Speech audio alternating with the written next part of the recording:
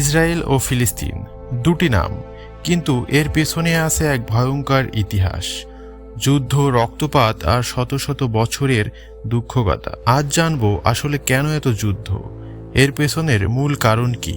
সবকিছু শুরু হয়েছিল 1917 সালে, যখন ব্রিটিশরা বেলফোর ঘোষণা দেয়। সেখানে বলা হয় ইহুদিদের জন্য একটি জাতীয় আবাসভূমি গড়ে তোলা হবে। কিন্তু তখন ফিলিস্তিনে বসবাস করছিল লাখো লাখো আরব মুসলিম।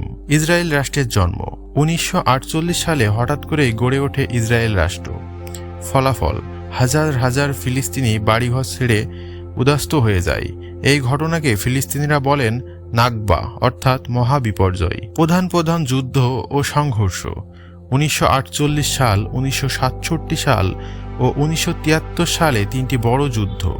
1967 সালে 6 দিনের যুদ্ধে ইসরায়েল দখল করে নেয় পূর্ব জেরুজালেম, গাজা, ওয়েস্ট ব্যাংক। এই দখল এখনো চলছে, আর এই দখলই মূলত যুদ্ধের আগুনকে আরও জ্বালিয়ে রাখছে। ধর্মীয় দিক, জেরুজালেম একটি শহর, কিন্তু 3 ধর্মের পবিত্র স্থান, ইহুদি, খ্রিস্টান ও মুসলিম।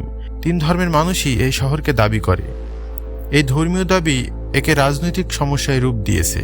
বর্তমান অবস্থা, বর্তমানে গাজায় হামাস আর পশ্চিম তীরে ফিলিস্তিন অথরিটি। ইসরায়েল বলছে তারা আত্মরক্ষার জন্য হামলা চালায়, আর ফিলিস্তিনিরা বলছে এটা তাদের জমির অবৈধ দখল। আসলে ভুক্তভোগী শুধু সাধারণ মানুষ, নারী, শিশু ও বৃদ্ধ। ড্রোন হামলা ও শিশুদের কান্না।